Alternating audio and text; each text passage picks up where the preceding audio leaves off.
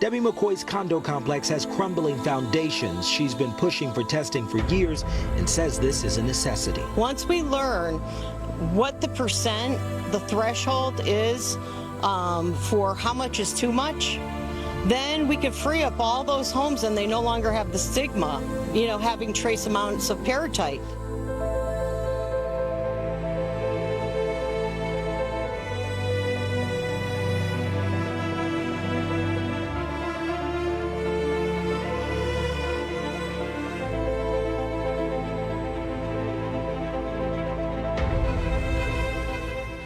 Good afternoon. My name's Debbie MacCoy. I'm one of the Connecticut Concrete Queens of Connecticut. This is the second episode. First episode was basically an introduction. Today's episode is going to be talking about the public acts that the legislators have passed since 2016. There's 9 public acts in total, and each one builds on the previous one. So in the 9 years, we've made great strides. We've accomplished over 1,000 foundations repaired, and we've addressed some of the long tail issues that, we can't do it all in 1 year. Rome wasn't built in a day, neither was this template that I want to share with Ireland and Massachusetts and any other state that deals with the long tail issue that is unknown charted waters. Nobody knew how to handle this case that I'll refer to what they call a latent harm, is unique challenges for the legal system referred to as long tail issues. Actual harmful chain of events is set in motion years before it is discovered and wreaks havoc. Issues around peritite wasn't known in the 80s. Research brought about this mineral has shown the consequences to construction, and research to date in Connecticut was brought on by the crisis here. Homeowners tried to find relief through the legal channels, tort, insurance providers, state, and the federal government. How to learn from previous crises by uniting legal avenues and responding to long-tail crises. Again, that is found in the Connecticut Law Review by Jacqueline Bashaw. And I'm going to start by going over this whiteboard here that I have set up that has all the public acts, and use 1 or 3 words to describe it, and then I'm going to go into further detail. So bear with me for a moment. So here we have my whiteboard that shows you each public act. Public Act 16-45, that's what we call the Reassessments Public Act. Public Act 17-2, that created a funding remediation. Public Act 18160, that created the surcharge for healthy homes. Public Act 18179, that was the residential disclosures. Public Act 19-192, well, I should know that by heart because it expanded the definition of residential building, which included condos in the remediation scheme. Public Act 20-30 expanded the bank loan program for condos because also in Public Act 19-192, it created the bank loan program. Public Act 21-120 is the quarry standards. Public Act 2022, there was none, but there was a bill that was raised, 5270. It was documentation of homeowners showing their effort to get their home foundation repaired. Say they filed for reassessments in 2016, they applied to the scheme in 2019, and then they dragged it on 2021, 22, 23, 24, and so on. Well, the towns want to know that you're making an effort to repair your home. So they'll want some documentation, like say there was a death in the family or an illness, or you can't get the funds. There's reasons you haven't repaired yet.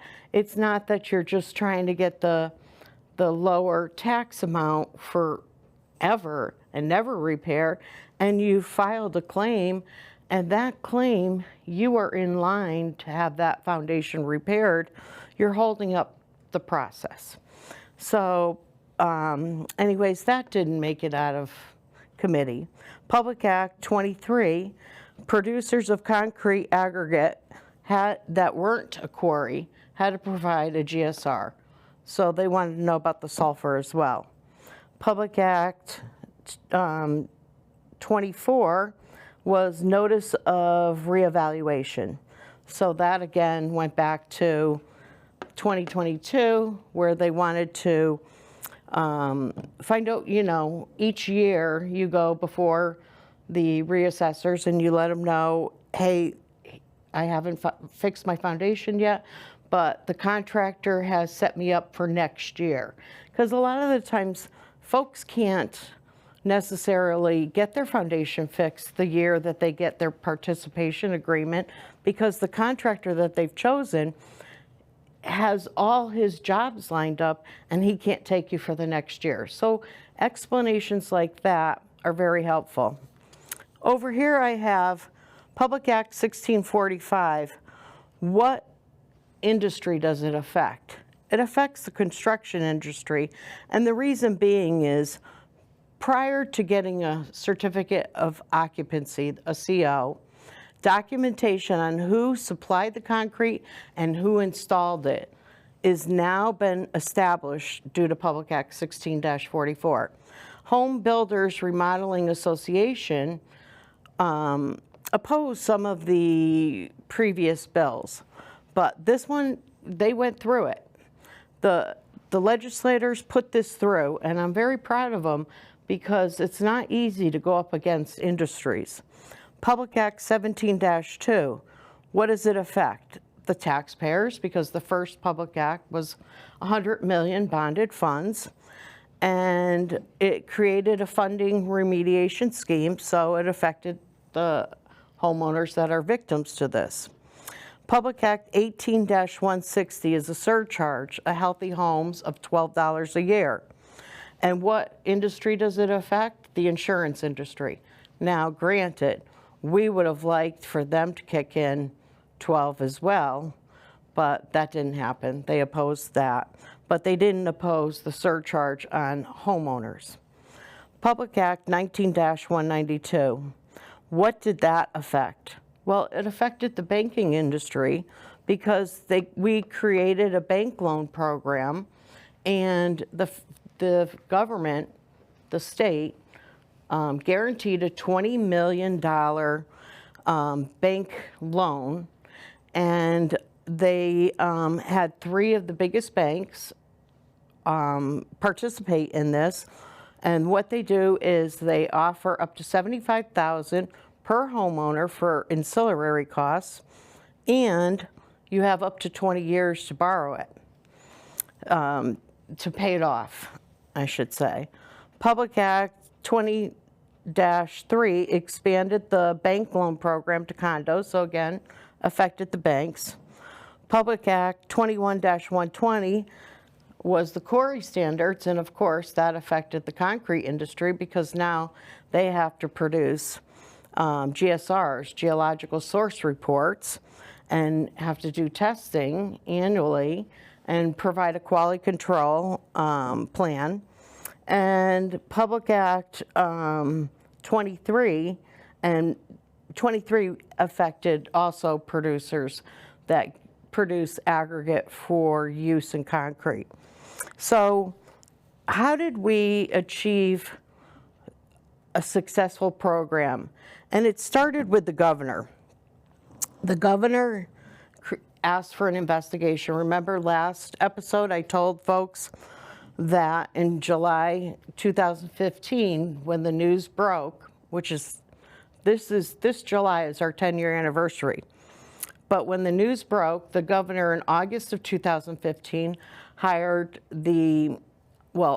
asked the Department of Consumer Protection and the Attorney General to set up a task force to do an investigation.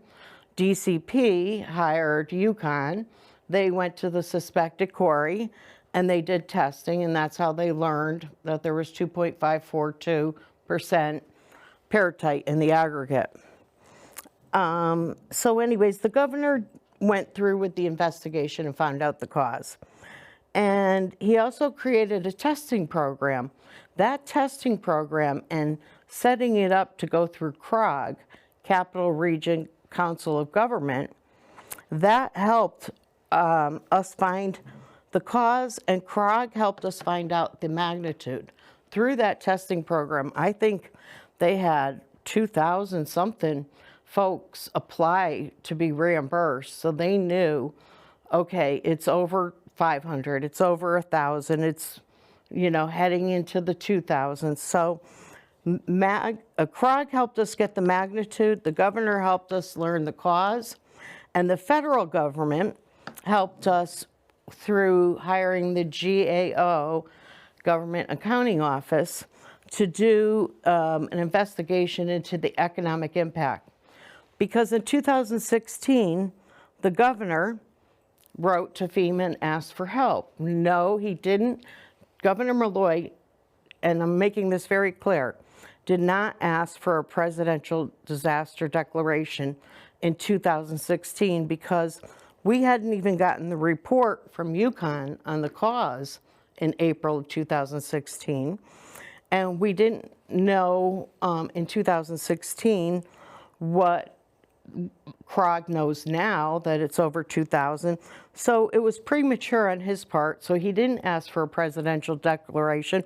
What he did ask for is help finding out what the cause, what the magnitude, what the economic impact was. So because they refused it, they said it wasn't a sudden loss or a natural disaster. Rather, they felt it was man-made, which I disagree. But they said we can't help. So we got CROG involved, and the Capital Region Council of Government is made up, they created an ad hoc committee, and it's made up of town leaders from all the affected towns. And then through the federal government, Congressman Courtney and Congressman Larson and Senator Blumenthal and Murphy, they all got involved and they did their part by getting CDBG funds for testing at 100%, because the CROG, the state testing, only paid half. Now, through CDBG funds and 10 towns, the 10 hardest hit towns, they got what was called testing at 100%. But they had to meet this low to moderate income test to be able to get that. We did a geological mapping of the U.S. to show different places that peritite is in the aggregate, in that host rock. And what else? Let's see, GAO, casualty loss. So the casualty loss, Congressman Courtney did help under the Safe Harbor Act, but that was for a limited time. That was only for about 3 years. So when FEMA comes in, first off, when you do a presidential disaster declaration, you have to know, again, the cause, the magnitude, economic impact, and you send that and you certify it to the president. But we, as I mentioned, we couldn't do that. So what does FEMA afford if they did agree? Well, it affords forbearance automatically, a 90-day forbearance of the time you're out of your home. You don't pay your mortgage. It gets tacked on to the end. And also, it offers the casualty loss. So any monies you spend to fix this, you could deduct it on your taxes. And the last thing is there's low interest loans for businesses, very low interest loans too, by the way. And they also provide funds for homeowners that are affected. Some years it's 33,000, some are 38,000. Will it rebuild your house? No. But it will help with ancillary costs that the insurance will not cover. Say, like what's happening in California. You know, the home is ravished, the landscape is. Insurance will pay to have the home, the structure rebuilt, but the landscaping and all that, that's where FEMA would come in and provide the homeowner with funding for the ancillary costs. Okay, so I'm going to go back to my desk now and talk about each one of these. Like I said, I mentioned each one of them, but I want to go into detail. And with each public act, it's a year. So we're going to start out with the year 2016. That was the year, March 2016 is when I learned about the condos that we had helped my son purchase. So that was March of 2016. The coalition started January of 2016. George Colley and Connecticut NBC News broke the story in July of 2015. And so we'll start at year 2016 because a lot of stuff happened during that time period. More and more folks were learning about it through the coalition, CCACB, through the governor asking each homeowner to send in a Department of Consumer Protection a complaint and letting them know that you have a crumbling foundation and include your structural engineer report. Because back then we didn't have CFSIC certified home inspectors. We were going by structural engineer reports. So folks started to send in their reports. And by July of 2016, there were 4 insurers that said they would put a pool together of funds to help homeowners. And that was when we had about 200 homes. So within a year of that, we're up to 500 complaints, and they pulled back on their offer to provide a pool to help affected homeowners because, I mean, 500, and you times that by 190,000, that they just didn't have the funds to, and they, you know, again, it was uncharted waters. They didn't want to have only 4 insurers that sell homeowners insurance and not the other ones to participate. They did not want to take the blame for it. They were in the process over the years, as I mentioned, after that 2003 meeting in the Legislative Office Building with Linda Tofolowski and a few others. By 2005, all the way up till 2016, insurers were writing out foundations unless it was a sudden collapse. And even then, if you had any knowledge of your foundation being affected and you didn't mitigate the damages, they wouldn't cover a collapse.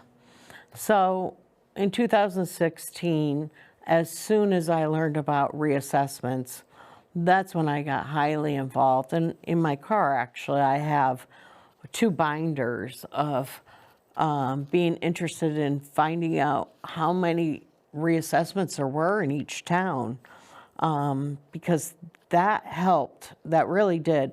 Between the reassessments, the Department of Consumer Complaints, and the testing program, you could see where the towns were hardest hit, and you could get a good number. So by 2017, we had 800 DCP complaints. So that first 100 million that was funded through Public Act 17-2, it was 20 million times 5 years. That helped inform Connecticut how much money we had to come up with. We had like 500 houses that had filed and about 300 condos. So that 100 million was close to covering what we knew we had. It wasn't until CIFSIC, the capital insurance company, opened their doors in 2019 did we realize just how many homes we're actually facing. Because from January of 2019 till August of 2019, we ran out of funds. We had over the 800 in that short time frame. It took 2016, 17, 18 for us to learn that we had 802 DCP complaints. It took only a matter of 7 months for CIFSIC to realize there were plenty more, but they had run out of funding. And they had to close the doors in September, I believe September 6, 2019, because they ran out of funding. So back to 2016 and me getting involved. I think I went to the assessor's office way too many times. He took my calls in the beginning, had a meeting with me in December of 2016. But then I think my reaching out to him was just a little too much. I didn't hear about this term until the 2019 4 countries, 4 coalitions, 3 countries, 2 states, 1-day event, when Canada's coalition spoke, and they said the way they achieved awareness was death by email. And in my first 2 years of being an advocate, I sent over 3,000 emails. So yeah, the assessors was kind of like, he pulled away. But I have a whole file folder on what I did in 2016. And I followed the coalitions, you know, what they were doing. I was recovering. I had basal carcinoma cancer, and it came back 3 times. And so I was recovering and dealing with that. So I stayed really behind the scenes in 2016. It wasn't until 2017 in January when I made my first appearance, and that was in January 2017 at VCMS. They had a big meeting, and Tim Heim and Congressman Courtney was there. There were quite a few representatives, senators from Connecticut that got up and spoke, and they were talking about, you know, having that big public hearing in February and working to realize a remediation scheme. So, like I said, in 2016, I started to, you know, look at what the act was going to do for us and what industry it applied to. And like I said, 16-45 applied to the construction industry. And that was because of the documentation on who the installers were and who the concrete company was. Not so much who the concrete company was, but who the installers were. They're the ones that hired Mr. Goldberg, a concrete forensic gentleman, who came to Connecticut and testified and stated that, well, he lives in Connecticut. He stated that if this is happening in many towns under many different conditions and environments, then it's probably not improper workmanship, rather it's improper sourcing for aggregate for concrete use. Nevertheless, the legislators meant business, and we are very lucky that they took it on as a bipartisan. They took it as a bipartisan outlook. You know, there was no bickering. Paratite doesn't choose only Democrats' homes or only independent homes or only Republican homes. Paratite is equal opportunity. If you're one of the unlucky ones, you may have gotten the aggregate that they sourced that had the mineral peritite in it. And so they understood that we were victims. We did not cause this, no fault of our own, and so they meant business. So I was very proud that the first industry they tackled was the construction industry. And then when we got to reassess, we had issues with some of the folks in the condo that did not want people to think their market value had decreased. They wanted to sell their homes and whatnot. But you can't pass this on to other folks. But they were, and things changed in 2018. Public Act 17-2. So now we're into 2017. That's when things really heated up, and I mean heated up. We had a few CROG meetings in 2016, but by 2017, they were meeting every single month. All the town leaders were coming in. The concrete queens were going to the CROG meetings. We were going to public hearings. We were actually, we had our thumb on the situation quite quickly. And that was because we met in February of 2018 at the public hearing. I think I told you that my husband and I, in the last episode, we got there at 9, and I was one of the last people to testify. And that's fine, because I got to hear what every person had to say, every affected homeowner, their own stories, and that made a difference, because the legislators, the concrete industry, the construction industry, real estate, banking, they were all there. They were all at the meetings. They heard, they listened, and they opposed in the beginning. But I think through, I don't know, the 3,000 something emails that I was sending out, the message was becoming clearer and clearer.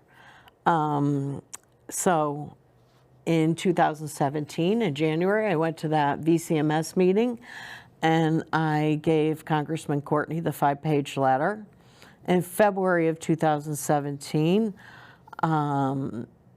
there were hundreds and hundreds. I mean, we packed that legislative office building room. We packed it. There were people standing, every seat was filled, and a lot of people told their stories. And as a matter of fact, that was when I met Gretchen, Frank, and Ed. Gretchen and Frank were in one condo complex. Ed was in another. And I believe there were some that were in the complex that my son was, but I was there to represent our complex. There's 3 that are in Vernon that were affected. For the most part, we're almost done. I mean, this is fantastic. In our condo complex, we had 2 different contractors working on buildings at the same time, because, like I said, we had 17 buildings, and the condo behind our, they have a right of way. The condo behind our condo had 5 or 6 buildings as well. So this was a big deal. So in March of 2017 is when myself, Marianne Williams, and Linda Tofolowski started the Women's Working Group. And things really got heavily involved when we started adding women to the group.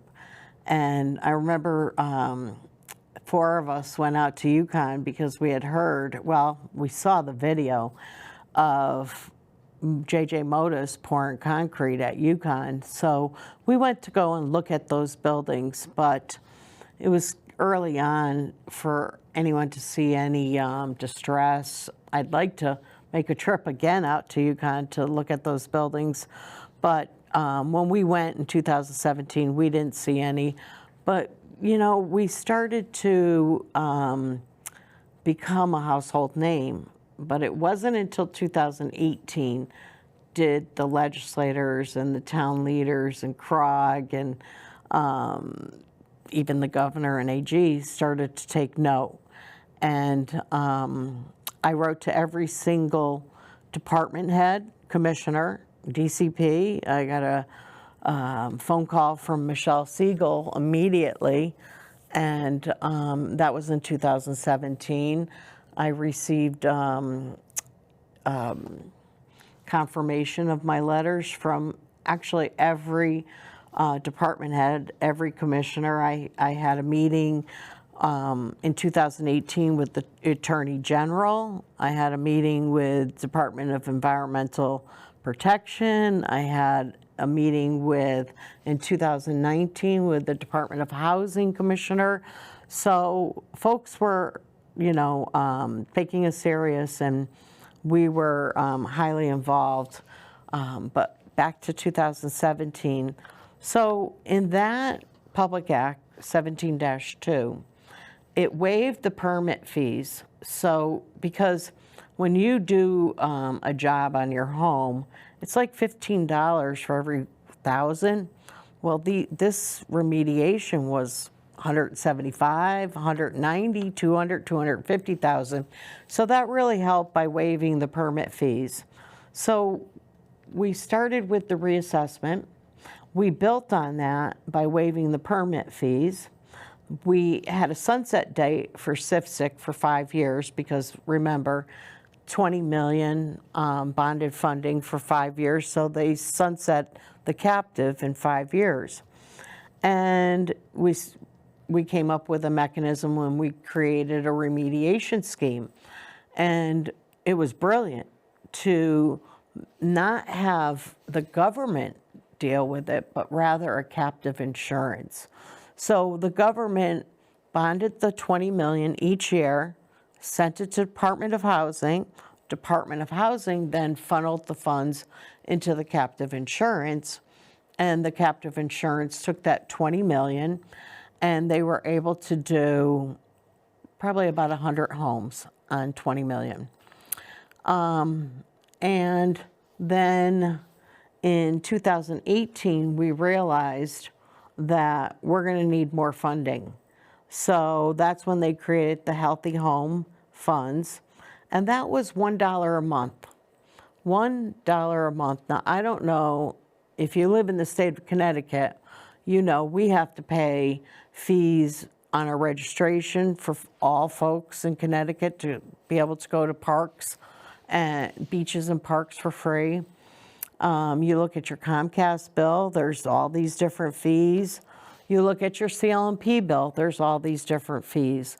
So it only became obvious that we need to come up with another funding mechanism. And through the insurance, now, like I said, we tried to get the insurance to also chip in funds for the surcharge, but that didn't happen. They opposed this. And the Concrete Queens, we had created a whiteboard on all the industries that were opposing our bills. So we knew who the president of Home Building Remodeling Association, we knew who the president of CCIA, Don Schubert, we knew who the lead was, Eric George, the lobbyist for the insurance industry. They opposed the surcharge for them, but they didn't oppose it to put it on us. So we had the first 100 million, and then through the surcharge we had an additional 100 million, and that was for 10 years. And $1 a month equated to $12 a year that they put on the insurance policy, and then the insurers have to funnel that over to the insurance department in Connecticut, and then they send it to Department of Housing, and Department of Housing then sends it to the captive. Now, that Healthy Home Fund didn't just help Crumbling Foundations. The main reason for it was for Crumbling Foundations, but with the title Healthy Home Fund, it helped with lead abatement.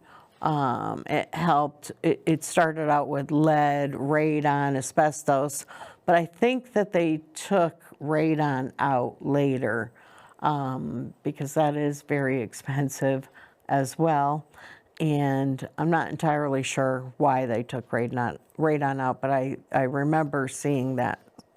So anyways, we did get that passed, and we have had success with that. That 11 million will do 60, 75 homes per year. And just saying 60 homes per year, and in 10 years, that's 600 homes. We're proud and happy that we've got 1,000. You take that 600 away from us, 600 homes, then we are struggling again. And they've already decided that the homes that are affected by Paratite need assistance, because we're denied insurance coverage for foundations. We're denied help from FEMA. We're denied help from the banks. You know, they're our silent partner, but they didn't come forward in the beginning to help. No one did. So it was the legislators that involved the industry, and it was the legislators that continually raised bills. Each year, you would see the peril of collapse every year. Each year, you would see the testing program, quarry testing. Each year, we recycled those bills. And each year, we would see the concrete industry there to oppose the bills. I got to know them quite well. I got to know every industry, who they were, and why they opposed it. And understandably, the insurance, if we've got 3, 4, 5, in the beginning they were saying 38,000 homes. At 200,000, the insurance was saying, no way. They offloaded the mitigation onto the homeowner, and the cost to repair the most expensive part of your home, the foundation, which holds the structure up, was unattainable. A lot of the homeowners were either new homeowners that had just bought a home, or they were the elderly that were on fixed income. So when you get a bill of $250,000 to remediate the foundation, to remove and replace the foundation, it's a shock. It's a shock. Now, the insurance says we don't cover it unless it's a sudden collapse. What was a sudden collapse was the market value on the home. And every homeowner went through the stages you do with cancer: denial, fear, anxiety, hopelessness.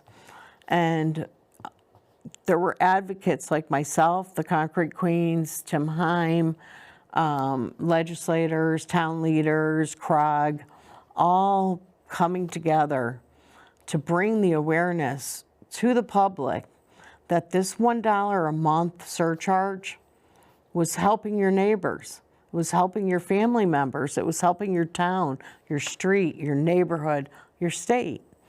And I believe, because Massachusetts, it's 7 years now and they have nothing, just a testing program that they've had for years and years and years, nothing else.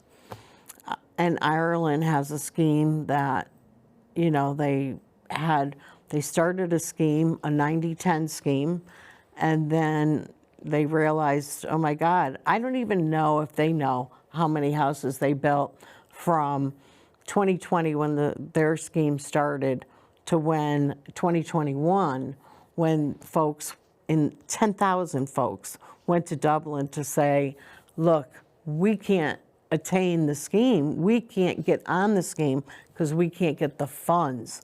That's the problem. You can't go to a bank as a new-time purchaser of a home and they ask for 20% or a FHA loan, and then you turn around and say, oh, by the way, I just borrowed $350,000 a couple months ago. I found out my foundation is affected by Paratite and crumbling. I need $250,000 to repair it. You have no equity in your home. So the banks were refusing homeowners. So with all of that, the state legislators, instead of being punitive, and like Ireland, they've only got 64 homes done in the 5 years that they started at the same time as us, that we have 1,040. And Massachusetts started 2 years after us, and they have no homes repaired, except for those that the homeowners took on that burden. And I could tell you, I can probably count them on my two hands. That's how many homes that have been remediated. Here in Connecticut, homeowners, the homes were just ravished. Some of them, one I mentioned prior, had to be demolished. But you know, this started in 1983, this quarry that opened, moved from one side of the road to the other. And you know, now it's 2015, 2016.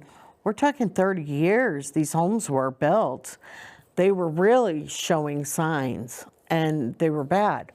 So I think I mentioned before I went town to town and to find out how many homeowners repaired their homes, because I wanted to see how many homes were that bad off. And at that time, it was about 70. So when CIFSIC opened their doors in 2019, they have a type 1 and a type 2. Type 1 is the homeowners that are going to repair their home, and type 2, your legacy homeowners, are the ones that took on the responsibility, took out loans, didn't send their kids to college, used pensions, used everything that they could to muster up the money to do the repairs. So Massachusetts is doing that right now. They've got maybe 10, 15, 20 homeowners that have been able to do that, but the number is small because the financial burden is unattainable. So when you go and you present that to the legislators in a way that they can relate, we were able to get this remediation scheme and continue to build on it. We've got reassessments. We've got documentation for now on. If something happens now to a home, they can go and look on your card and before you get your certificate of occupancy and say, this was the installer, this was the concrete supplier. Now, say homes had issues from one installer, 100 homes, then yeah, you could say it was the installer. But if it's in many different towns and under different circumstances, environment, conditions, so on and so forth, then you got to look at who the supplier of the concrete is and where did they get their aggregate. Because as I say it repeatedly to everybody I speak to when I advocate around the world, aggregate is the original sin. It's not the concrete block mold. It's not the installers. It's not the person laying the blocks. It's not any of that. It's caused by the aggregate. When I spoke to that geologist, the geologist from New York, the state of New York's geologist who created the material method 29, when I told him that the suspected quarry was sourcing for aggregate in the Brimfield schist, he said, who the heck would source Brimfield schist? So, you know, even though we can say, okay, on one hand, maybe they didn't know that much. On the other hand, I have talked to people that buy aggregate, and they have said that you can tell what's good aggregate and what's bad aggregate. So that excuse only goes that far with me and with most people. But yeah, it's now 2025, and we all know it's no longer a science issue. It's no longer wondering what's causing this. We all know. We all know what's happening in Canada and Ireland, Connecticut, Massachusetts, Spain, Portugal, Norway, Switzerland, Japan. We know what's happening. It's no longer a science issue, it's now a political issue.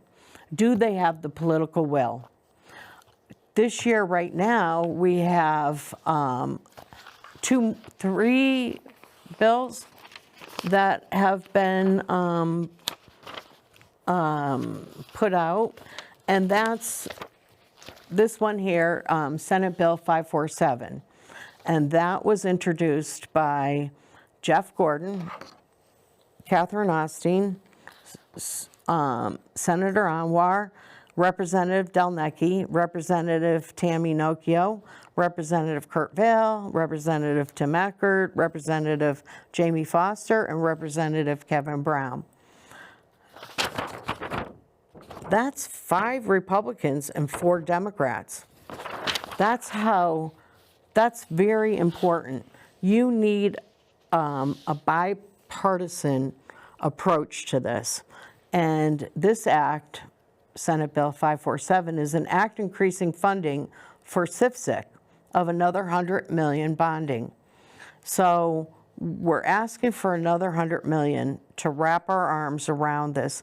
Now, when we first heard about this, we were told 38,000 homes. This was going to be $5-6 billion issue. It's more like 400 million, and we can wrap our arms around this and show the world how to handle a long tail issue where the latent harm happened prior to discovery, prior to any knowledge. And Connecticut, I believe, is the template to follow for Mass, for Ireland, and I'll be able to get into more of that, more detail, but Senate Bill 547, additional funding, but then we have folks like Senator Sampson, proposed Bill 340 and proposed Bill 339. The 340 is an act eliminating the Healthy Home Fund surcharge. So, and this has been 2 or 3 times that Senator Sampson has put this out in the insurance and real estate committees to eliminate statement of purpose, to eliminate the requirements that insured under certain homeowner insurance policy pay the surcharge imposed pursuant to Section 38A-331. Senator Sampson also proposed 339, an act providing for optional payment of the Healthy Home Fund surcharge to eliminate statement of purpose, to eliminate the requirement that insurers under certain homeowner insurance policies pay and provide for optional payment. So we can never take it for granted that just because we have these public acts in place, that they can't be changed, amended, and not to our benefit. And so we have to always stay diligent when it comes to fighting crumbling foundations. So I'd also like to say that we haven't wrapped our arms fully around it, around all the issues, and I'll talk about that later, but one of the issues is, CFSIC helped with creating a concrete advisory and disclosure for sellers and buyers, a foundation advisory, because CFSIC, from the first year that they began, they stated that if you don't get a foundation inspection prior to purchasing a home, you will not get financial aid. And that's serious, because folks have reached out to me and told me that they were from out of state. They didn't even know about this issue, and they bought the home because the realtor suggested they waive the home inspection if you want to win the bidding war. these homeowners waived the home inspection and then later found out they had a crumbling foundation. And I'm not talking about a home inspection. I'm talking about a foundation inspection. So in 2023, I reached out to the legislators and I asked them, in the real estate documents, they have to put that clause in, which means you can't waive the home inspection. And for those who only got a home inspection and not a foundation inspection, you're out of luck as well. You have to have a foundation inspection. The bill that Representative Delnecki proposed didn't get out of committee. The real estate industry opposed it. They had a little advisory where they had like this video, and in it, it said like 3 words, you know, you should get a foundation inspection, something very minimal. And that was their answer to, you know, handling what I seen as, oops, we've got to, you know, bring this under our arm and deal with this. We can't just, you know, it's not the homeowners, it's the homes that are affected, okay? So when a seller sells a home and the buyer buys it, and it's the home. So we have to take, if you're doing one home, you got to do them all. So we have to take it serious. We really do need to wrap our arms around this. And I appreciate the concrete advisory and disclosure for sellers and buyers. I appreciate that we have 18-179, which is the disclosures. I have 5 minutes, so I'm going to have to wrap this up. But we did, you know, we did get through Public Act 16-45. We got through Public Act 17-2. Again, building on what we're already learning. And then Public Act 18-160 and 18-179, again, helping the affected homeowners, affecting the industries, getting them involved. Because if we don't get the industries involved, we're not going to be able to tackle this long tail issue. And if the legislators can't whip up the votes, like say in the House of Representatives, which is what happened in Massachusetts, the Senate passed their law for a remediation scheme, but the House of Representatives in Mass didn't. And that's a problem for me because it's a supermajority in the House, the Senate, and they have a Democratic governor. So legislators need to whip up the votes. We were lucky. We had Jeff Curry, Representative Jeff Curry, Democrat, and Representative Chris Davis, a Republican. And they worked tirelessly. And they met with homeowners like myself, like Tim Heim, like Linda, Mary Ann, and so on and so forth. They went to CROG meetings. That's what was so brilliant about having CROG work on the magnitude, because the town leaders in all the affected towns in the Northeast region and in the Capital region all came to help. I know I've filled your head with a lot of information, and I'm trying to be methodical about it so that you understand the layers and the years that have gone into it. Rome wasn't built in a day. This long tail issue wasn't resolved in a year. We have year after year after year, we have presented the legislators with the issues still remain, and we have gone ahead with repairing homes. We haven't stopped. Just because we don't know, you know, UConn is doing the research.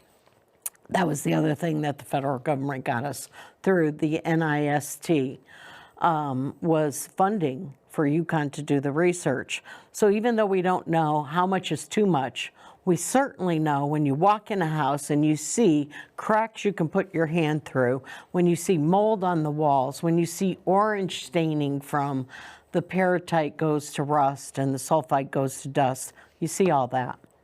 So I'm trying to be methodical and teach and show you that we have almost in 10 years addressed every issue.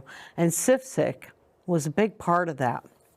They, they started out with a set, this is what we're gonna do, and then they've modified. They modified by automatically raising the cap on houses. It went from 175 to 190, automatically for the condos from 70 to 78. They did slab on grade for the PUDs. They've done a lot of modifications, and they've also brought to the awareness of the legislators some issues that need to be resolved through legislation, such as getting condos included that were over 4 units. So I hope I've been informative. I hope Massachusetts and Ireland listens in, and I'm hoping that in this year that we're all going to meet once a month, that I can say at the end of the year, Massachusetts has legislation and Ireland is actually fixing homes, because Connecticut has a great template. I'm Debbie MacCoy, and thank you for joining me.